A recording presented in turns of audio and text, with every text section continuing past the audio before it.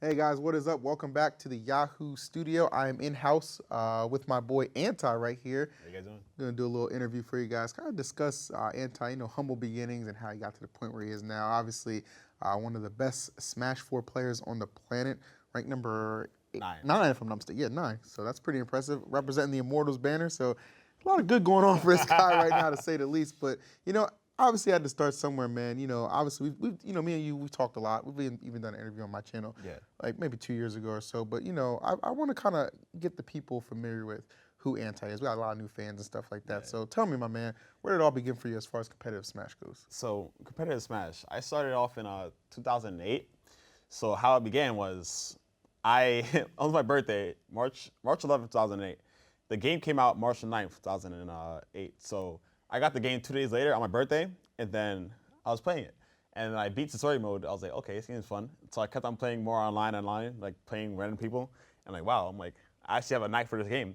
And like, I met somebody named Warrior Knight, and he was playing me online, and he destroyed me. Was this back on Game Facts? Game Battles. Game Battles. Yeah. And he absolutely destroyed me. So like, I realized, I'm like, wow, there's people in this game way better than I am. And I thought I was super good. So I was like, okay, I'm humbled. And like, he took me under his wing because he lived in New York too. I didn't know that. So like, he took me under his wing and was like training me and like teach me how to like space moves and like mind games and stuff like that. So after that, like 5 months later, I won my first tournament in November. I beat Snakey. He was like super high ranked. Oh yes. I beat him and like in tournament I won it. So I was like 5 months later, I won my first tournament. And then a year later, Apex 2009, I got 4th place at my first major. I remember that, so that all happened under a year of Smash training. So I was like, wow, this is crazy. I'm like naturally talented for the game. So I started playing more and more, and then like I switched characters to like Meta Knight, and then like I got super good. And then you say switch characters to Meta Knight. Who was your original main? My original main actually, it was King DDD. King DDD right, and Wolf. But I always use a bunch of characters because I don't like limiting myself to just like one character because I feel like that's one way to like people figure you out and it's like, all right, want to figure out the character and then it's over for you. So like I try to have like a lot of backup characters to just make ssure that I'm like well covered. It was easier in Brawl too because you kind of had a deeper character pool than Melee. Yeah, exactly. I remember you got the title. I think I even gave it to you, Black Asin. Yeah. In Melee, Asin was a player who could use any character to like a very high level, and I feel like that was Anti in Brawl. And he was actually one of my first big win. I beat him at Clash of the Titans 4. Yep. That's when I was tight. I side bet against you. Yeah, exactly. I was mad. People didn't know who I was because I was still coming up. And then like, oh, that's a funny story actually. So I was playing Asin. I lost game 1 because I think I tripped to his force match and I died. And then game 2, I beat him. And then game 3, he tripped into my force match and he died. So everyone was going crazy and was picking me up. And then like, I was like, oh, I was happy for a little bit. And then my mom called me and then she was like, all right, it's time to come home. She didn't see what happened because she didn't like think Smash was like that big back then. It was right. Like, whatever. I had school in the morning the next day, so like she wanted me to come home the next day after I beat Asin. So like I had to leave the tournament after I beat him. So like I felt bad, but sorry Asin. But nah, man. I mean, you earned that win. Like, yeah, it was good, but. That was, and that was incredible. Again, from my perspective, I've been an MDVA guy for a while, so I knew Asin, and I was just like, there's no way he's gonna lose to this guy, and then he lost. Yeah. Like, okay, that's kind of when my eyes, you kind of got on my radar. I was like, all right, this kid's something special, right? Yeah. And that's really good. And you kind of didn't stop there. You amassed, a ton of wins throughout Brawl, even though you weren't like consistent in the tournament scene, because you were kind of stop and go for the most part. One of the big things I remember was that time where who was it? Shadow was kind of running wild through New York. Oh, that's I remember that? And then you came back to a tournament after like a 5-month hiatus or whatever. And you're like, the king is back, and you just destroyed. Yeah. Because people like they think that like, all right, since we haven't seen this guy in a while, he's not as good as he probably was. Fell off. But that's not the case. Sometimes people are just like using that time to like study or do other things. Like they could be lapping their own characters, like holding their crap. So like, don't assume that people are like bad at the game now because they don't show up. But like he went to everything and was like grinding. So people were like, oh, he's the king of New York. So I was like, all right, I'll come back for this. Let me get that crown back. I threw him with Meta Knight Snake. Like it was just pretty fun. Like it was fun. Yeah, I mean, Smash in New York. I mean, every time I go up there, it's just it's such an incredible environment. For you, do you feel like being a Smasher from New York was kind of like kind of what shaped up how you've come for your development right now? Yeah, because like Tri-State is kind of like the anime where like, all right, there's the high school, the people who are all elite. So like Tri-State, we're known for having the strongest players. So like we had Mewtwo King, we had Zero Limited for a little bit, we had ADHD being a top Diddy Kong, Nairo. We have so many top 10 players that all live in Tri-State. So like you have this good practice available for you, like right there. So like, if you weren't as good as them, you'll never get top 5 of the tournament. So like, you had to be like on top of your game. Yeah, of course. And had to be good. So I feel like that definitely helped to like make sure that I was always like whipped into shape. You know. No doubt about it. Yeah. And you know, a lot of those players you mentioned actually, you know, took their brawl talents and, you know, converted them over to Smash 4 like yourself. Yeah. So how would you say like the biggest adjustment at the start was, you know, between brawl and Smash 4 for you? So when I first played Smash 4, I was actually getting bodied by like everybody. I was like, cause I didn't understand the game because it's fairly different from brawl. So like I was like, wow, the mechanics are different. Like I know how to play Smash like in brawl, but like why am I sucking right now? Yeah. So it took me a while to just get used to stuff. Like plus I have to find my character. That's another thing too, cause like even bigger character pool. yeah, there's way more characters now. And like I was playing on 3DS, like controls were all weird. So I picked up Mario, and that was the character I had my first like real success with. I won Collision, like there was the Wii U tournament that I beat Nairo at. Yeah, I remember that. Was 2 sets. So that was my first breakout in Smash 4. And then I didn't really play that much because like I kind of really don't like the game that much. Like compared to Brawl, because Brawl's like your first true love. So I was always like a big fan of Brawl. But I took a little break from Smash 4.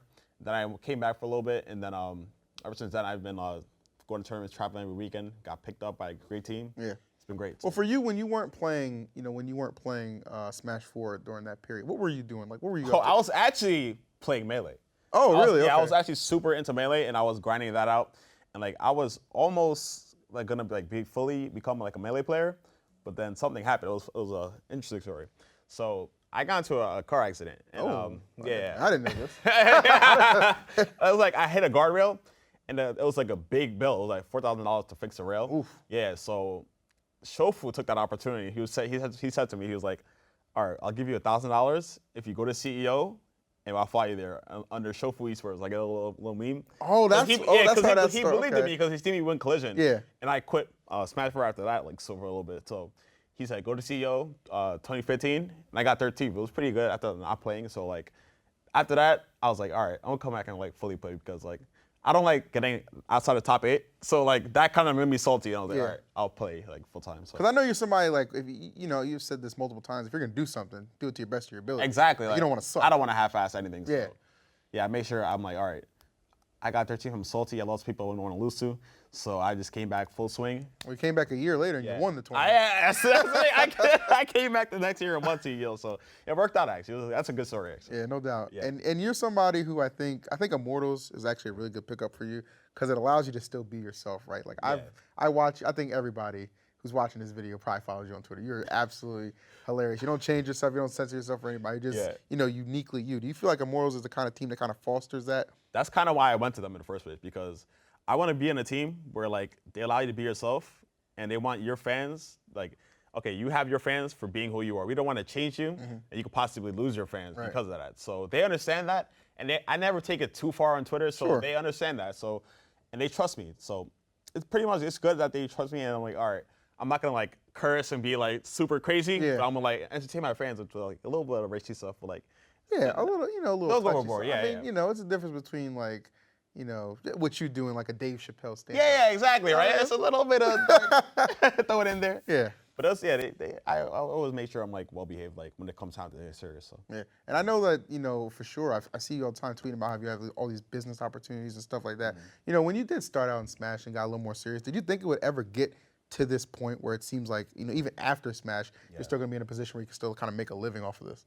I was actually one of the people, like the old timers who didn't believe that Smash would ever be like, like make a true esports. Because even though I was in the scene and I was like placing high in tournaments, like my paychecks for like placing high was only like $200, $300. I'm like, you can't live from this. So no, not at all. Especially in Tri-State where like everyone's like a top player, you get like ninth one week, and you get nothing. So like I'm like, you can't live off Smash. But now you could stream, you could be like tournaments are paying more, pop bonuses and all that. Absolutely. There's so much your sponsor salary. Like there's so much ways to get money off of Smash now, and like I feel like more opportunities will be opening up soon. So like I feel like you definitely living like now more than ever. So how long do you let's say that we do get by the end of the year or early next year Smash 5 comes out, right, for the Switch. How long do you anticipate yourself playing competitive Smash before switching over to maybe other avenues in esports? The thing is, if Smash keeps on releasing games and they get better and better every time, I probably won't quit till I'm probably like 35 because because like people like even Street Fighter players like Gamer B's like 37 years old, Daigo's like 34. You could be a gamer and be like in your 30s and still play the fighting games. Right. Like, keep up with and still be relevant. Yeah, too. exactly. That's the thing. Upon that, yeah. So I don't ever like imagine quitting because I'm getting old. I want to quit because like, all right, the game's not for me anymore. I got you. I want to just like be like a collar esports working out, like behind the scenes stuff. So 9 to 5. Yeah, exactly. I'm not esports. So yeah, that's my thing. No, I'm with that, and I agree. And like I said, pretty much the sky's the limit for you, man. And I think a lot of people kind of got a better understanding of like where you started, who you are, and just why you're always going to be relevant in our field. Because people love you, man. Yeah. Don't let the anti-sucks meme that they started. Yeah, they know. What's that about, man? Yeah. Like, tell the people, like in case somehow they're not aware. So yeah, they have this meme because me and Zenoda have this little friendly rivalry going on right now. So like. At Frostbite, he had the crowd chanting "anti-sucks" because it's just like it's funny. I guess I don't really take that much like personal like offense to it. Because you don't get salty. Yeah, exactly. But like he knows I don't suck because I beat him in the grand finals. Of Like, course. I took the turf from his hands. He made a loser's run. It's mine. Thank you for cleaning it right up, but I'll take that. Thank you so much. But yeah, it's just like all in good fun. Like people need to learn how to like have like be able to take jokes, not get too like bent over, like shape for it. So like.